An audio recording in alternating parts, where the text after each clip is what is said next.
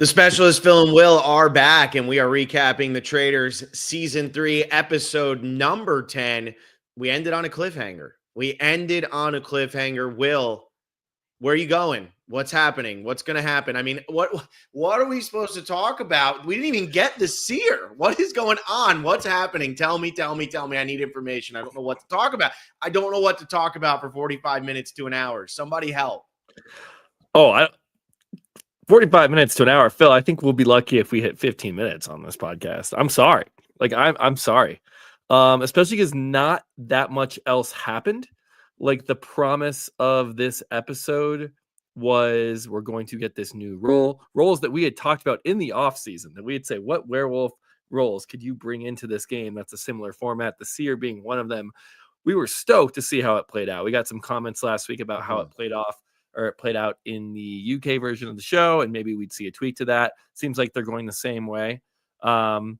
Just no payoff on that. And then we don't even get our final banishment where the identity of the banished player, which was also part of the promise of this episode, and a pretty lackluster challenge for a number of reasons.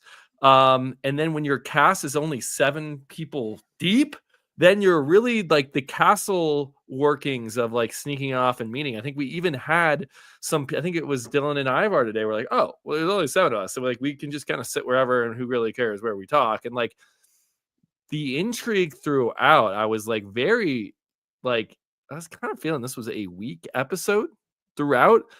But then we're building this roundtable, and the roundtables have gotten particularly good. The fewer people that are left in the game. And Phil, I know you said last week how the roundtable is like one of your least favorite part of the show, and like, I kind of wanted to push back on you there, because I think it's far, far more interesting than Tribal Council is. I think Tribal Council is all theater, people trying to answer Jeff's questions and made up metaphors and allegories to please Jeff and say enough, not really say anything to the other players. And it's just kind of this facade. Whereas the round table at least delivers in that it is people face to face accusing each other of lying. And I think there is inherent drama always going to be at a round table. I don't really sure, when it gets more personal, deeper later, yes, they are better. But I don't think the early ones are that bad. But for this one in particular to not actually get the result, and even I'm not even that mad about the cliffhanger, Phil. I'm more mad that we don't even know what the tiebreaker is, and maybe we'll get that in the chat from somebody who watches an international version of this show. But to me, that's really where it's like we have nothing to talk about, because I don't know what the tiebreaker is. So what is the right move for Britney here? Did she see something from Dolores looking over at Danielle? I don't know what we can go off here. And then to have the whole Seer role not even get paid off, this is easily one of the worst, probably the worst episode of the season, if not the entire franchise. It's funny because the reaction on social media has been pretty strong. So we need to like really. Yeah, I mean, look, if we're gonna lose our viewers, good thing we made it to episode 10 before we lost them. Currently, what Blake and do I people like about this episode? Well, hear me out. So, but Blake and I are currently going through that with Deal or No Deal Island, because man, the Dr. Will effect was real. Like, the amount of viewers we lost as soon as Dr. Will was eliminated from that game are insane. So here we are talking the Traitors. And it seems like the Survivor fans are sticking around, right? It seems like the Survivor fans want to watch. There's a bit of a dip after Boston Rob, but I feel like for the most part, it's like, let's see how this goes. So if we lose everybody here, we lose everybody here, but we got to keep it real. The drama around that round table of will Danielle ultimately survive this, knowing that if Danielle survives this, her and Britney essentially win, this game's over. There is no way Dolores isn't going to vote for them. I don't know why Dolores is on my TV if she's not going to vote for him. Like Dolores is playing this game in such a nonsensical way. I don't get it. And so when I sit there and I see this take place tonight, I'm like, okay, there is a lot riding on this. There's no doubt about it. If they're going to do a cliffhanger, this is the cliffhanger to do, because there is so much riding on what takes place here. If it is Ivar who goes home, this game is over for the faithful, because then Danielle and Britney are just going to tell Dolores, let's vote out Gabby. Dolores will be like, yes, let's vote out Gabby. Well, they Gabby get to goes murder home. somebody too, right? No, this is it. And then they just go straight into the end game Oh, there's thing, no I'm pretty there's sure. no murder. Okay, because I yeah, if don't it believe really there is a was, murder. Yeah. yeah, Because that'd be too Alan much. even Then it's said 2-2. this is the last time you find out if somebody is a faithful or a traitor. Right, So right. so this is what happens, right? And like I sit there and I watch it and look, am I sitting there going, "Oh, come on, tell me who went home." Yeah, of course. It's got that moment, right? It's got that big moment, but I agree with everything you're saying where it's like we don't know the rules of a tiebreaker. Ivor feels so out of left field that this just feels like, okay, why is Dolores voting for Ivor? They think it's either Gabby or Danielle. Why is she voting for Ivor? How does this benefit her? I don't understand it. So that's a big confusion on my part. We didn't get into Dolores's head, so I have no idea what she's doing. The fact that the Seer wasn't paid off in this episode in any way, shape, or form sucks. Like it really, really, really sucks. That's what we were excited about. That would be like them coming out next week and being like, okay, now we're not actually going to give you the answer to what happened at the round table. We're just going to show you a highlight episode. Like it makes no sense. Like you can't have that be the cliffhanger and do nothing. It's the Traitors finale next week, but we don't find out who wins. You need to like sign up for Peacock, and we'll announce it 3 months from now. Exactly. So that's what bothered me. Like the Seer role, I don't know what the rules of the Seer role are because Alan said, I'm not telling you guys until after we figure out what's going on with the roundtable. So I don't know what to expect. And also, if the whole point of getting to the final five is that we're going to tell you that you don't get to find out who's a traitor and who's a faithful when this final five elimination ceremony happens, but then somebody gets to be the Seer and just see who one of the people is anyway, or that person's a faithful, which I think it will be Danielle ultimately, who's the Seer. And then Danielle gets to just be like, okay, well, great. I'm going to pull Britney and we're going to be good. It feels like why? Like do it earlier in the game. I just don't understand. It feels not satisfying to me. So I'm bummed. I mean, I am bummed. It's a good cliffhanger. I want to know what happens. Okay. So anybody who's like, man, these guys I do want to know what happens. I just don't feel like it was handled the best way. Yes. And it's a very good point about the Seer, where we get to final five and we're promised, okay, we're going to keep one of these roles hidden. And then we're now like kind of undoing that. We're adding more information to the game when there are so few people left. I do think that like final six would have been fine for this. It almost feels a little too late. Maybe final seven would have been the right time to do this, but this should have happened, I think, before the roundtable. No?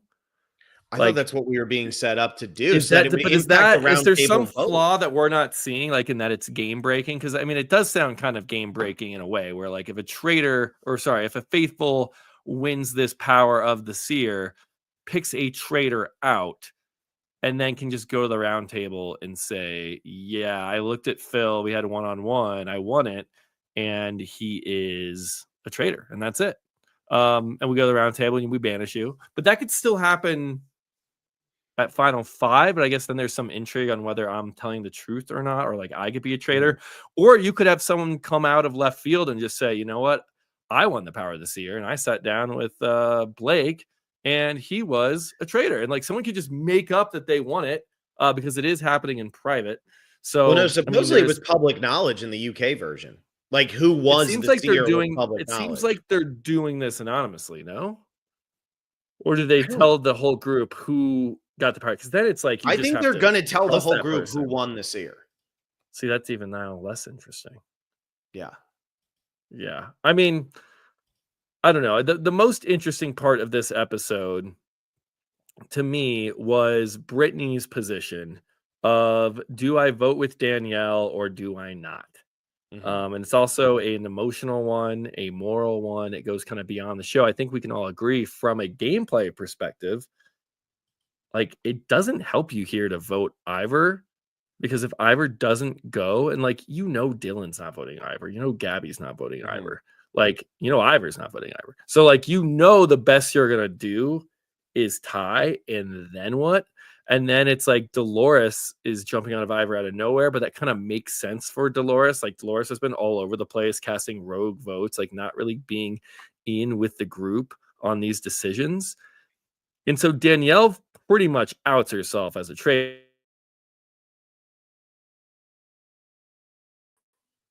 Sorry, am I going out here for a second? Yeah, that was you. You said Danielle essentially outs herself as a traitor, and then it cut. Yes, because if Danielle knows that one vote is 100% going Ivor's way, she then cannot throw a vote at Gabby and then eliminate Gabby in a majority. It would then be at best a 2-2-1 where Dolores gets the tie-breaking vote, which I guess maybe works, but it seems like at that point Danielle's like, I'm so screwed. Let me at least throw a vote on somebody I know who's getting a vote, and then it's up to Britney, who kind of throws her own game under the bus. I think Britney voting for Ivor, who Ivor's had no suspicion on. Everyone thinks he's a faithful. I think there's a lot of suspicion on Britney here as well. And I think it would have been so much smarter for Britney's game to just like suck it up, vote for Danielle. Then it's like a traitor's out. It could be any of the five of you. You haven't been under that much heat. You actually have played a faithful game the entire time, all but one night. So like if anyone's looking for evidence, there hasn't been this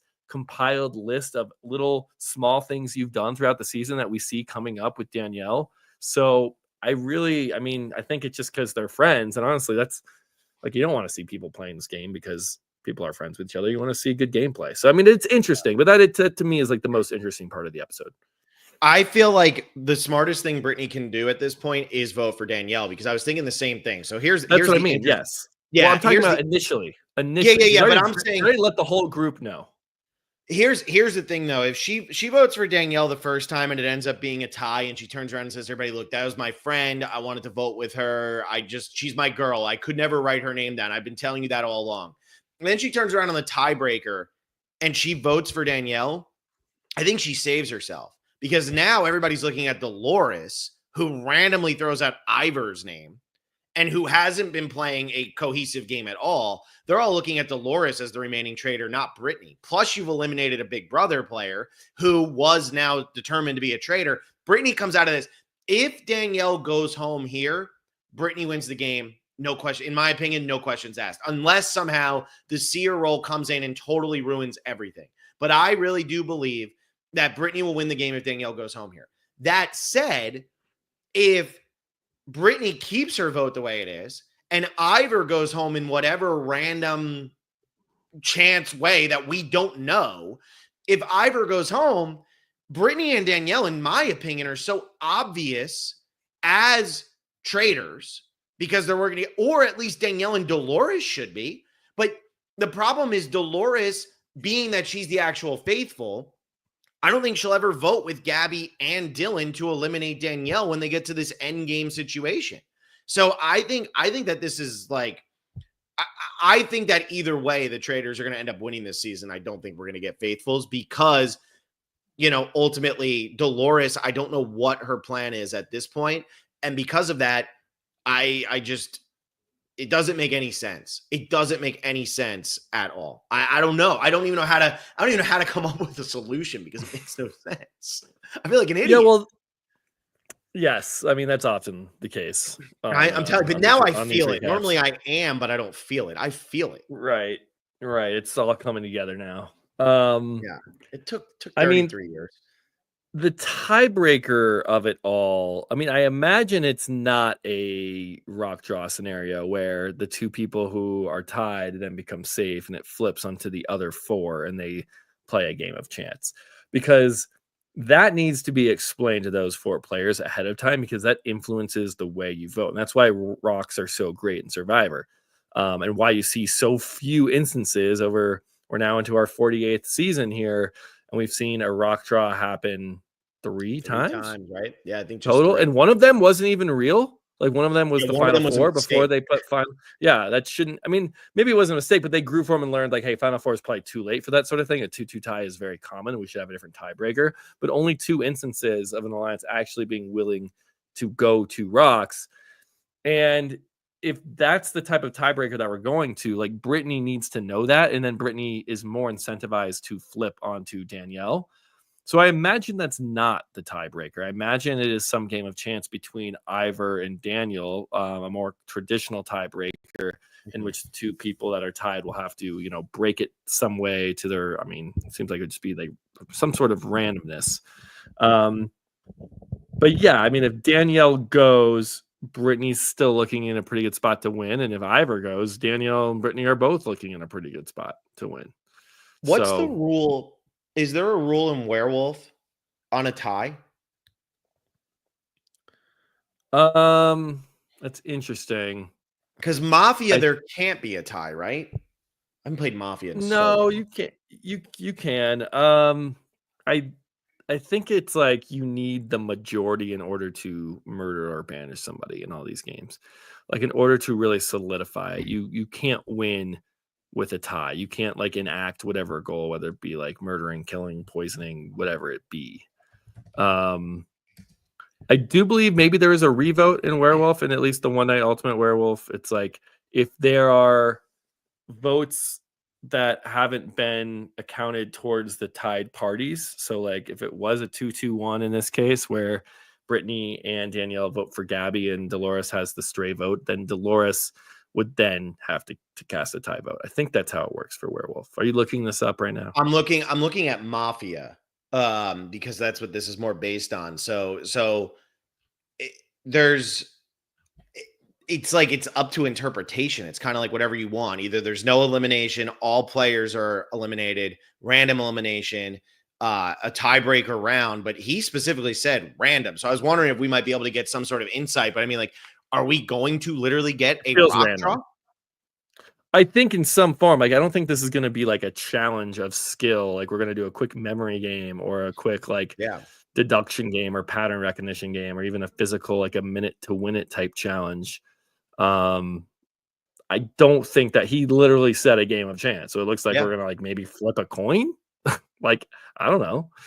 Um, Because part of me was wondering in this situation, would you punish the faithfuls for not picking the right person and say a faithful's eliminated, or would you pick, or would you say a traitor's eliminated, but then you reveal, well, who's that? Like one is a faithful and you're revealing what the other side is. So I don't know. Maybe they should have done the seer beforehand. I just feel like whatever this is, it is kind of a lackluster ending because, like, look, we haven't been the biggest fans of Danielle over the course of this season, but if Danielle goes home because of a tiebreaker and it's a random chance thing, like it is a coin flip and she goes home because she pulled tails, there's nothing more dissatisfying than the way Cerie Fields went home in Game Changers, no matter how many times people try to spin that differently.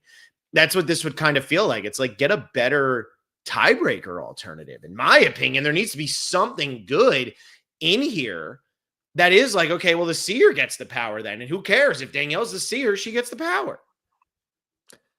yeah, I mean, I think I think the Rocks tiebreaker is good because like you basically want to do what you can to decentivize people tying. So like that's why Rocks are so good. Like here, you're not giving any incentive to the players to change their votes. If they're not going to be at risk, then why are they going to change their vote? They're going to change their vote after Danielle and Ivor make their pleas. It's like, no, they literally just voted. Do We you have a think great Brittany point does from change her vote or Noah. no? Oh, go ahead. We have Go a ahead. great point from Noah here. Um, he says, I guarantee you Danielle was voted out. If it was a tie again, the cliffhanger would have been at the 50-50 draw rather than at the vote. That feels like that makes a lot of sense. That's It accuracy. feels like, yeah, I think Noah should be in front of one of these mics instead of Well, us dummies. well, it's funny, Will, because I finally watched the Deal or No Deal Island season 1 finale, and that's exactly the same thing because they leave it on the cliffhanger of Will, Boston, Rob beat Amy back, which should have tipped off in all our heads that of course he's not going to beat her back because they would have done it as Will, Boston, Rob survived the case situation. So it's always like, what's going to be the further along? I think that's a really good point from Noah, and that's like good reality TV edit watching because yeah, if they're going to have that moment for the first time in Traitors history, we're drawing from a bag or whatever it is, you would think that's where you end.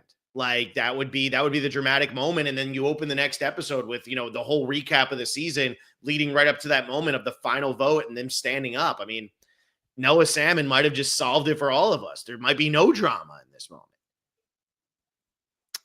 Yeah, I'm trying to think of a counter argument to this where it's like the second vote, like if the 50-50 chance game, whatever we're doing, if that falls kind of flat, then maybe this reveal of another tie might feel it just might make more sense as a more of a dramatic moment to open your episode than opening on like a womp womp 50-50 Yeah. draw that may not play out as well.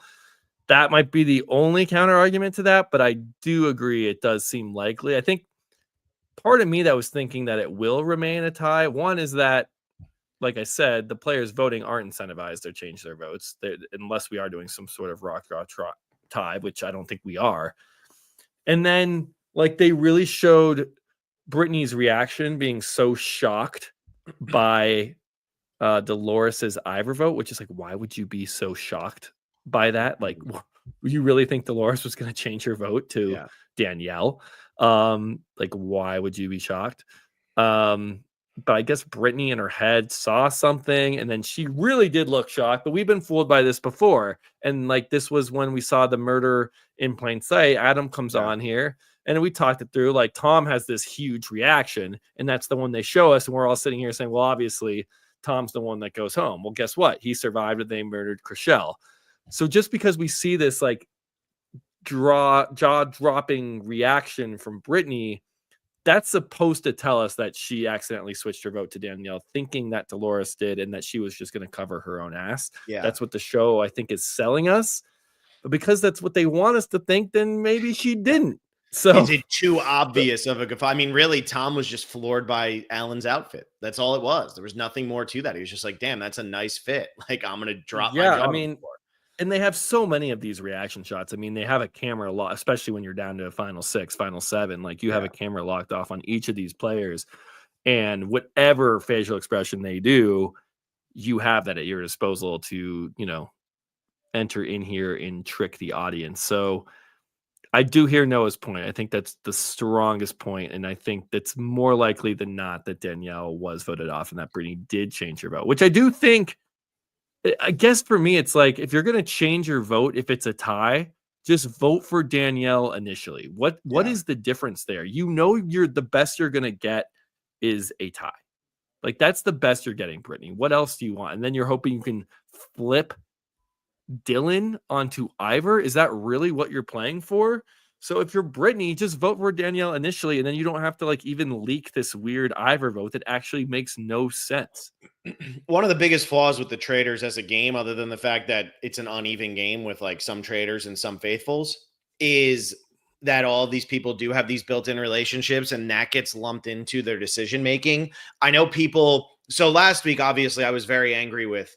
Very angry. I said it was disgusting that Danielle called Carolyn Forrest Gump. I still stand by that. I think it was disgusting. But a lot of people took that as like, oh, well, you just like don't know this. And then like some of the players on the season are saying that Danielle swearing on her grandkids crossed the line, blah, blah. Like, that's all bullshit. Like, swearing your grandkids, you're a traitor. Like, you have to play the game that you have to play the cards you are dealt. You can't get mad. Like, Will, if you and I go into that game and the two of us are like, hey, man, we're going to play together beforehand. But then all of a sudden it's like Will's a traitor because that's the card he got dealt. I'm not going to be like, well, Will, you lied to me for 14 days, so I'm never going to talk to you again because you're a dick. It's like, that's the game. You have to understand that coming out. So it's like, it's not the fact of Danielle being viewed as what do you call it? Like, as she swore on her grandkids and went against it. It's like, well, she has to play as a traitor because she's a traitor. But I think the nonsense of all of this is Danielle and Britney were friends beforehand, so they can't vote for each other. And Dylan says it tonight. Danielle, there are people sitting at this round table who will never vote for you. And that's crazy to me because, like, you can't go into this game 100% trusting anybody because literally you don't know whose shoulder Alan is going to touch. So that's where this whole nonsense of I can't vote for my girl Danielle, and then Britney turns around, and if she does vote for her anyway, it's like, the fake theatrics of that whole opening, it's just vote for Danielle because that's the game. Danielle shouldn't have been a traitor then. Yeah, I think it cuts both ways. Like, I think the interpersonal relationships and especially like the past histories of these relationships, like they do play a role. And I find that to be interesting because it weighs this dilemma on the players. Like, do I play for better gameplay or do I play like to my moral conscience and my friends, which like, yes, I'm with you. Like, you want to see the better gameplay, but it is a TV show and you do want to know these people personally. And we do like to see these dilemmas whenever we sit down to play one of these games, Phil, whether it be like Werewolf or Secret Hitler or the Resistance or anything, especially if we're playing, with our significant others or like just with other couples. A lot of times it's like anything goes here. Like, do not take any of this as reality. We're just playing a game for fun. because people will be like, I swear in our relationship, like I would never lie to you. And then it's like, well, okay, is that crossing a line? But like you have to lie. That's the whole point of the game. That's the role, like you said, that's the card that you have been dealt. And so we usually, when I play these games, have like a kind of precursor, like, all right, like anything goes. Like, do not let this affect outside relationships. We're sitting down to play a board game. But at the same time, even when we play those games, like we are, we're still all humans. And I think sometimes what comes out of that is not even like you lied to me. It's that you lied to me and I didn't know you were capable of lying that well. And I've never, like, I thought I knew your tells, but now that we've played this game, this silly game of One Night Ultimate Werewolf, I mean, it sounds ridiculous, but you play that a few rounds and it's like, wow, the person who is, my partner in life, I cannot tell whether they're lying to me or not. And that can like be kind of a big deal. I know, like, look, Britney and Danielle aren't like dating or anything, but they are good friends. Well, and Jesse says like that there is something to the human element of this game. Yeah, because Jesse says it. Britney screwed over Danielle before and got a lot of shit for it. I think Dylan knows that. And I think that's weighing on this. I don't remember which season it was, but people have talked a lot about how Britney screwed over Danielle out of winning. And I think it might have been reindeer games or something like that. I don't know because I didn't watch Big Brother, but that seems to be, I think that's when they played together or whatever. And I think that, those types of past relationships are weighing here because Britney's like, I can't do this to Danielle again. But at the same point, like, you're still playing the game of the traitors, and the best way for you to win is to win. Like, I don't know. I mean, it also like we've never played it with these stakes. So like you said, you go into these games with your significant other, your friends, whatever, it's anything goes. We haven't played for these stakes though. Normally that's for like, okay, we played One Night Ultimate Werewolf. The damn clock went down by 5 minutes and then we all forgot about it. And we reshuffled the roles and said, should we include something different this time? So with the stakes a little bit higher, maybe that's why it means a little bit more. But at the end of the day, if you're a faithful, you still have to play as a faithful. And if you're a traitor, you still have to play as a traitor. So I do think like in this situation, I think Britney's a little caught off guard because she was just pulled in by Danielle because Danielle's extending that olive branch again. I think it was super ugly after reindeer games where like they literally didn't talk to each other. And now she's being put in this position. But honestly, Britney, Danielle should have played better then. Like you can't tank your game just for the sake of Danielle had heat on her. Like Danielle has a player in Dolores who is not making a logical decision and still Danielle can't get the numbers. So if that's the case, like you have to do what's best for your game. Yes, we do also have to remember though that like at this point, Britney and Danielle are on the same team. Yeah. Like, sure. And it probably helps Britney if Danielle is sitting there at Final Five, because I mean I know they don't reveal who's a traitor and who's not, but because Danielle has so much heat on her, if they're somehow able to get rid of Ivor here through a 3-3 tie in this random game, and I'm sure the players do know what the tiebreaker rule is. They should. It's crazy that we as an audience don't. I think we should too.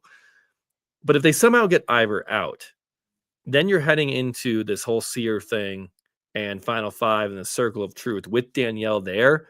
Danielle is not surviving that with how much heat she has from everybody else. And that ups your chances of winning the game by quite a bit. So there is an argument to be made that getting Ivor. And then look, then if Danielle goes out and it's a 3-3 tie and she's gone anyway, then it's like, no, it's not too much sweat off your back. You see what I mean there? I do. So here's my question. What happens? Oh, I guess true, because they throw in the rocks, and as long as one person wants to vote, they have to vote. So, because I was going to say, like, what happens if we get down to the Final Five and Dolores says, like, well, I'll vote for Gabby with you guys. And then they vote for Gabby and Gabby goes home. They don't find out what she is, but they assume she was a traitor. And then they all just, then Danielle and Britney have evened up the numbers. But I guess then Dolores or Dylan/Ivor, who are still there, could throw in a rock and say, I want to vote again. And then you vote somebody out of the game. But then it's a 2-2 or 2-1-1. At that point, because like at that point, I think Britney and Danielle, if they're both standing there, are going to be voting together. So really, at this point, if Britney can get through this with Danielle, and I'm thinking of this, I do believe that Britney's going to vote for Danielle here, but let's say she doesn't, just for argument's sake. If Britney gets through this vote with Danielle, they get to final 5, and the argument to Dolores from Britney is, yes, I agree with you, Danielle is a traitor, but let's vote for Gabby first because I think she's also a traitor. You get rid of Gabby, Gabby goes, now Britney and Danielle win together, and I think Dolores would fall for that. So really, Britney, Yeah, I think all 3 would vote Dylan at the end, and Yeah. I don't think they reveal the They don't. identity once you get to the circle of That's fire. starting So this season, they don't. Yep. then it's them 3. It's Dolores, Brittany, and Danielle, and that's a double traitor win right there. 2 traitors Yeah. winning it. But we think that Danielle's going home here. I do. So then Now, how does the finale play out? I guess, and that's the thing. The Seer is such a big variable because we don't even know who's getting the Seer role, and even if we did, we don't know who they'd pick. I mean, we could at least have some fun speculating that, but it's just a complete question mark here that kind of doesn't, whenever we do a Survivor, pre-show before a finale, it's like we are talking about every damn jury vote possible for every combination of the final 3 and getting very nitty-gritty. Here, I feel like it's even more difficult because we have no idea what's going to happen with the Seer. Yeah, we don't know. And so my question is, if Danielle did win the Seer, but Danielle goes home, does the Seer go to the next highest person, or is the Seer just out of the game? Probably go to the next highest person, right? I think it's so lame if that's the case, but I think it would have to, right? Because they want it in the game. I mean, yeah, you can't introduce the whole challenge was built around the Seer role. If you never introduced that role, it's kind of like, what was the point of that whole segment? Which is kind of like a lot of the challenges anyway. The doll thing, I don't get, man. I don't get the doll thing, but maybe that's just me. Do you want to talk through this challenge?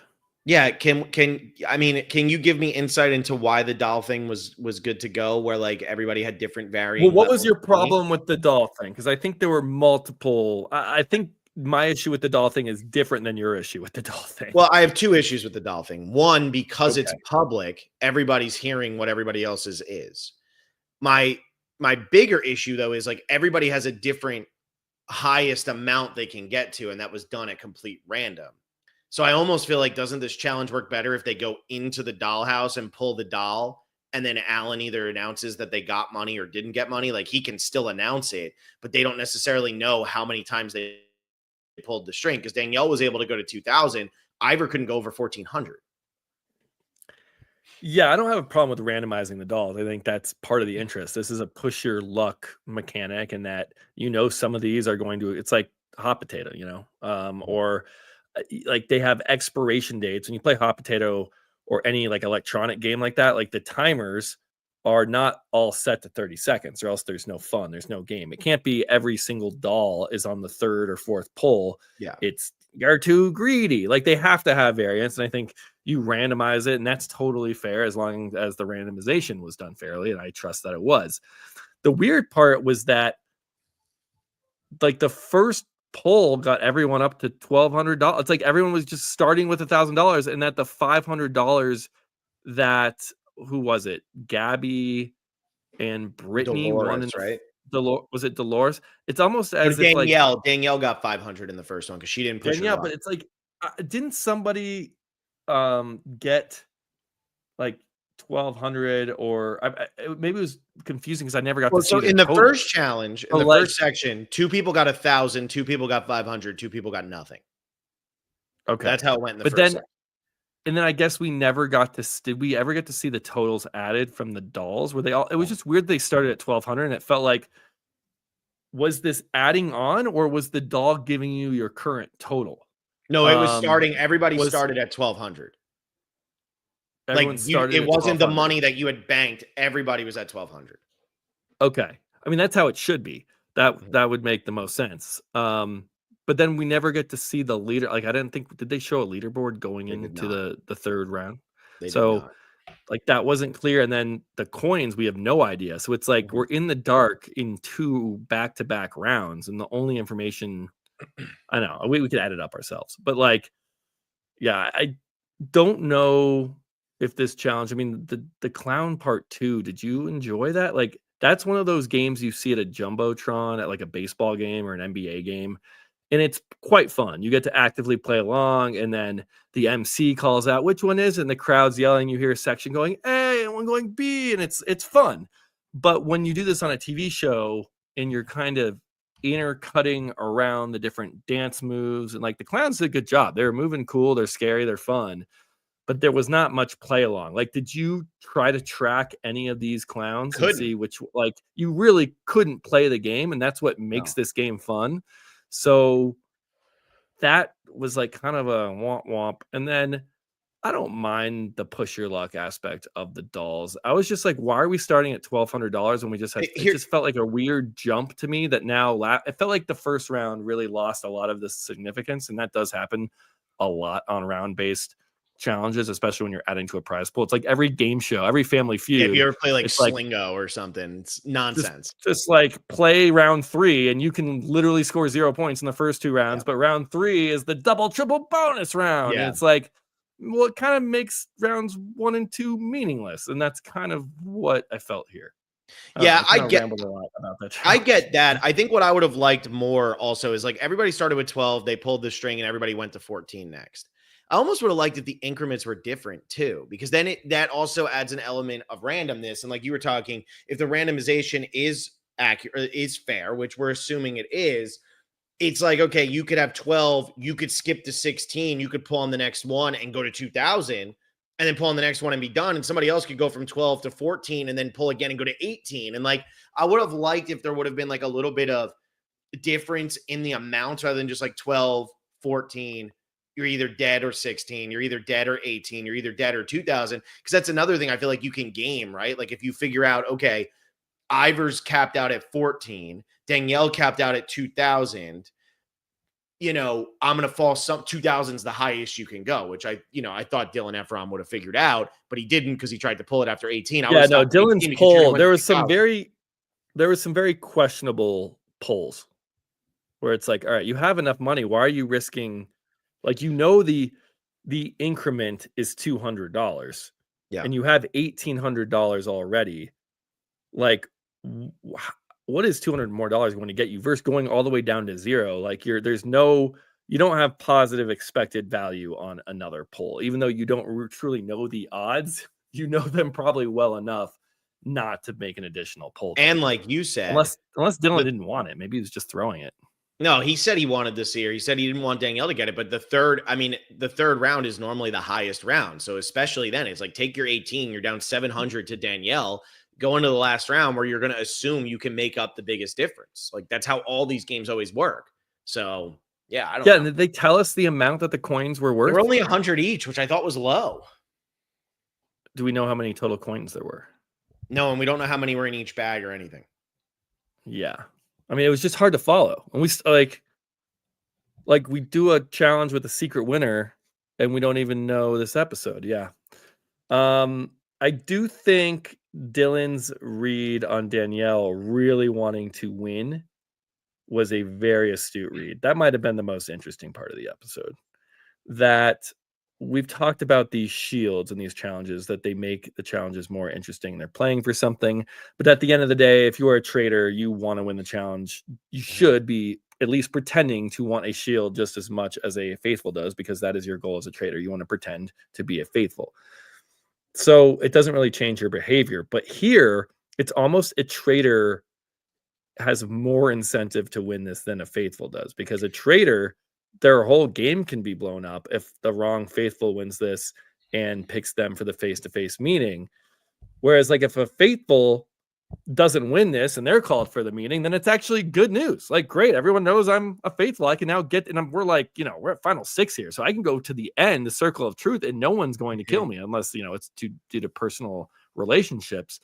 So I thought that was quite clever, that this is a rare challenge in which the traitors and faithfuls actually kind of have different incentives, or you can pick up on the behavior more than you would for, say, just a shield.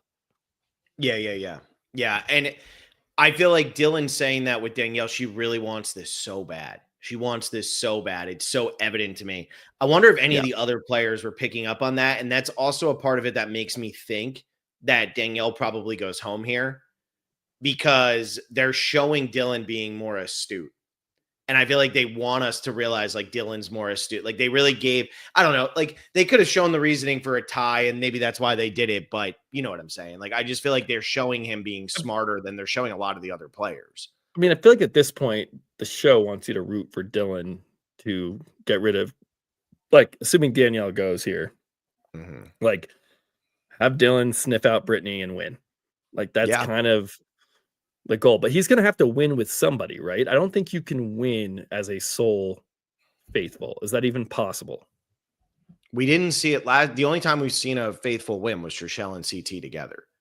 Right, but I don't even think within the format and rules of the game it's possible to win as a sole faithful, right? Yeah, because when you get down to final two, that would just be what it is. You're right. So you would just split with two. Yep. You're always going down to two, and a traitor can win solely if it's one traitor and one faithful. But if there's two faithful, there's no way. So yeah, because that was the whole thing with voting out MJ last season. Yeah, yeah, Dylan and somebody. I mean, who does he want to split the money with? I wonder. Probably Ivor. Which may be why Dolores wants to go after Ivor. Yeah. Would you if let me just ask this: if you get to that end game, Danielle goes home here. You get to that end game, and you're Dylan and you're Ivor. Are you letting any of the women get through that, or are you just trying to vote out the women? You can try, but they outnumber you. They do outnumber you. But what I'm saying is, like, work with the women at some point to initially eliminate one of them. Yeah, because that's what I'm saying. Like I don't know if I'm Dylan if I ever rest saying, okay, I feel good now about Dolores, or I feel good about Gabby, or I feel good about Britney. I feel like you want to get rid of all of them and get to a final two of you and Ivor. I think that's what you would want. What did you think about? We've actually gone quite a while here. We've milked out this episode. We've done this before. I know. What did you think about the murder of Tom versus the not murdering Ivor or not murdering Dylan? No, we thought it was going to be Dylan. We talked a lot last week about it being Dylan. Yeah, because it seemed like Dylan was the most onto things. He's like one of the most obvious faithful. There's quite a few. It's not like that there was only one, but then he's also the sharpest. But like they both are just saying like, oh, we love Dylan. He's our guy. When did Dylan become best friends with everyone in the house and we never saw it? Yeah. Like we did, like Britney and Dylan being like best buds all of a sudden. That like that's brand new. This is brand new information. Well, and it seemed like what ultimately got Tom eliminated over Dylan was exactly why we thought Dylan would go home, which is that Tom was on to Danielle and Dylan wasn't. So Danielle gets rid of the person who's on to her rather than getting rid of the person who's not on to her. And I do think had they gotten rid of what's funny is had they gotten rid of Dylan, Tom probably pushes hard on Danielle, or maybe he still just votes Dolores, but it's probably Tom and Danielle. You leave Tom in there. You kill Dylan or Ivor. I think they're both more faithful and more like they're just less likely to go, like sniff in the wrong direction. Ivor has been very sharp as of late, and we know Dylan's been sharp. Tom, yeah, I think he was on to Boston Rob, but we've seen him fire so many miscalculated guesses, and his main target in Dolores is still in the game. So you're almost like guaranteeing there's going to be this Tom versus Dolores that you're like throwing a couple votes away, and maybe you can swing one of them on your side. It just makes it easier for you if there's another war being happening, not taking place with your names involved. That Dolores is saying, you know, it's Tom, and Tom is convinced it's Dolores. Like that's what you absolutely want as a traitor. So I do think this was a big whiff on who they decided to murder. Yeah, I mean, there's a comment in here from Noah that says if they kept Tom, they could have done a 3-2-1 to save Danielle because they know Tom and Dolores would have voted for each other, which is what was happening. I mean, they really were just going after each other nonstop. People weren't taking Tom all that seriously. So, I mean, I don't get the Tom murder. I really don't. I thought for sure Dylan was done, and then Dylan's the first one to walk in. And what it came down to was when Britney got there, she said to Danielle, Gabby and Tom are onto you. And Danielle went into defensive mode and said, okay, I guess we're going to get rid of Tom. And then who does she push for? She pushes for Gabby. And ultimately, had Dolores not said, I'm voting for Ivor, they would have voted for Gabby. That's where Britney and Danielle wanted to. And it would have been a 3-2-1. Yeah. Anyway. But Dolores made it so apparent she was voting for Ivor that they didn't have a choice but to go that route.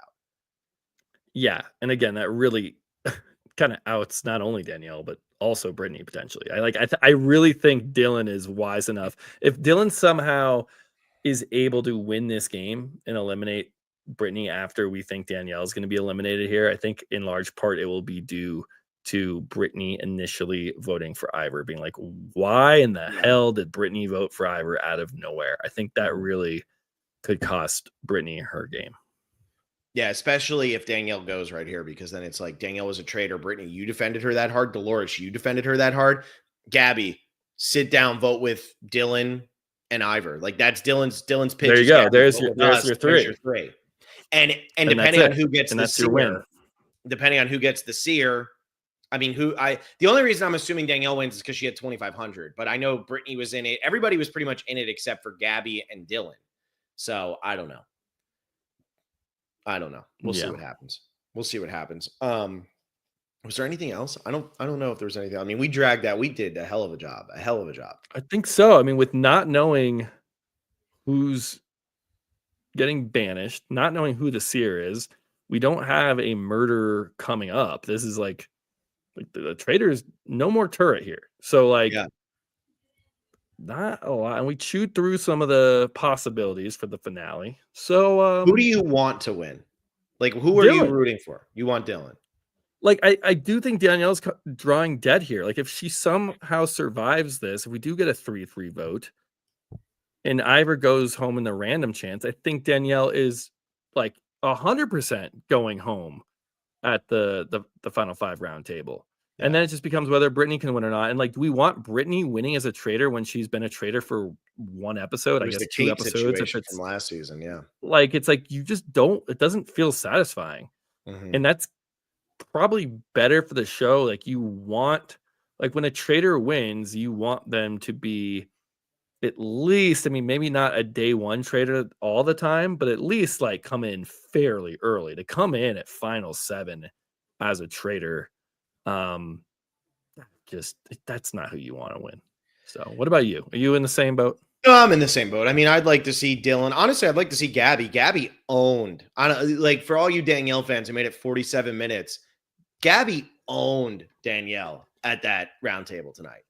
Every response in her like high-pitched kind of ditzy voice of just like same, yeah, me too. I could say the same thing. Oh, it was great. It was so good after what Carolyn did last week, where Carolyn was so all over the place and Gabby was just like, yeah, okay, sure, whatever. And it was just, I loved every second of that. I was so into that. So yeah, I mean, I wouldn't be mad if Gabby won. I wouldn't be mad at Dylan. If Ivor wins, that's just kind of funny at this point, because they put the British aristocrat in, and it's like he just wins the game. But in terms of, I don't know, in terms of Danielle or Brittany, I'm much happier if Brittany wins than if Danielle wins, even though, like, you know, you're talking Brittany's a traitor for however long. I just find Brittany to be more likable on TV. Like, I'm not finding Danielle to be all that entertaining. Like, I understand that she has her stands. Go ahead and stan who you want to stan. I didn't grow up watching Danielle, so I find her to be too much. I find her to be so over the top. And it's not because she's a villain. It's because I literally just find her antics to be so showmany that I'm just not into it. Yes, and I think for as well of a job, as good of a job as Danielle did last week with Carolyn, when she did have all the answers, I mean, she still did a very good job. Mm-hmm. This week, it's like, it's in stark contrast because she was so poor. Like, her arguments were not objective, evidence-based arguments like they were for Carolyn. Like, she had all these like lists of things that Carolyn had said and done, especially the chess challenge that she was pointing to. Whereas her argument tonight was this emotional one of like, I could never be a traitor. I would never do that. And you're known as like a villainous Big Brother player. Like, of course you would be. It's like, why wouldn't you be? It's a TV show. Like, it was such a poor argument that she wasn't picking apart Gabby's game. She was just saying, I can never lie and be a traitor. It's like, what kind of argument is that? It's like, if we were to play Werewolf or the Resistance, and I'm like, I'm not a werewolf. I can never do that. I would never be a werewolf. It's like we randomly shuffle the cards and dealt them. Like, Yeah, yes, exactly. you can. Yes, you can be a werewolf because don't that's have how the the game stomach for works. it. Okay, Danielle, you're a reality star who played a competition show. You absolutely can be a traitor. There's no reason why you wouldn't be able to do this. So I thought her arguments, and of course the show's edited. These roundtables go on for much longer than we see, but it didn't feel like she really had any real evidence that she could use to pin it on Gabby. It's something that was more objective and like really putting Gabby on blast. Like it was just kind of, Gabby, I think it's you because it's not me. In And this game, if somebody looks you in the eye and says, "I know this because I'm a faithful," or "I'm a faithful," and looks at you, it's just like not an they're argument. lying. Yeah, they're lying. But Like like that means they but it's don't just, have an argument there. I feel like because she said that to Gabby tonight. She's like, "Well, I am a faithful," and Gabby's like, "Yes, same." Like yeah, you could just say, everyone's saying that. I'm a faithful." Yeah, I Yeah. guess the one piece, I think the one piece of evidence, objective evidence that was used was actually like coming from Britney when she said, you kind of hung out with your clique. It didn't feel like you needed to get to know a lot of people and form connections. And that could be a sign of someone who feels protected and that they can't be murdered because they are a traitor. And I thought that was somewhat compelling. But Danielle did not take that and run with it and add to it and say, well, you also did this a challenge. You, when this person got murdered or this person's votes, like she tried it a little bit on her own game. Like I voted for Boston Rob twice, but then Gabby goes, same. Same. And then her final case was like, please, I'm not a traitor. I'm not a traitor. Like that doesn't work. You can't just say you're not a traitor. You need something more. And the worst part was she'd already proven that she could make a very compelling case. Literally the night before, she proved that she had the chops to, put together a case that a lawyer could make. That was not that tonight. Yeah. So, I I think agree with that's it, Phil. I think unless you have any closing thoughts here. No, I'm good. So next week's the Like I finale. didn't hate this episode. I just think it was the worst episode of the season. I And think you maybe literally said it could be the worst of the franchise. it could be though. I mean, the ending was so lame. Like to not get any sort of payoff. I'm like really surprised we talked about it for this long. But that's what we do. Well, anyway, we're back next Thursday. That's the finale. We're probably only recapping the episode. I don't know if we're going to recap. I don't know if we need to do like the live reunion. I think we watched the reunion last year, but like, I don't know. I think we watched the episode and we recapped right after while the reunion was like on. Yeah, and I think I might have watched the reunion. I never went She back loves to watch Andy it. Cohen. Like she loves Andy Cohen, so I think that's why we watched it after. But yeah, so we'll be back recapping next week. For everybody who's fans of Survivor, go check out all our Survivor coverage. Will got his thoughts in today on our Digging Deeper episode. So you got a recap and a Digging Deeper episode in there. A whole bunch going on there. Australian Survivor's coming out early next week. Deal or No Deal Island will be coming out early next week. I'll be live with Rome at, man, I can't get this time right. We're going to do noon Eastern on Sunday. Myself and Rome for our Survivor episode 2 predictions and power Having rankings. deja vu. I know you're hearing this a second time, and then become a patron, patreon.com/thespecialist. A whole bunch of stuff going on over there. You can go check out all the tiers and what they have to offer and everything like that. We've had a lot of signups, so thank you everybody who has been. We appreciate it. Like this video, subscribe to the channel. We'll see how this cliffhanger ultimately pans out next week. So see you all next Thursday if you only follow us for the Trader stuff, and hopefully we're smiling and in a good mood at the start of the episode instead of whatever we started with our first 4 minutes today. Bye, everyone. See ya.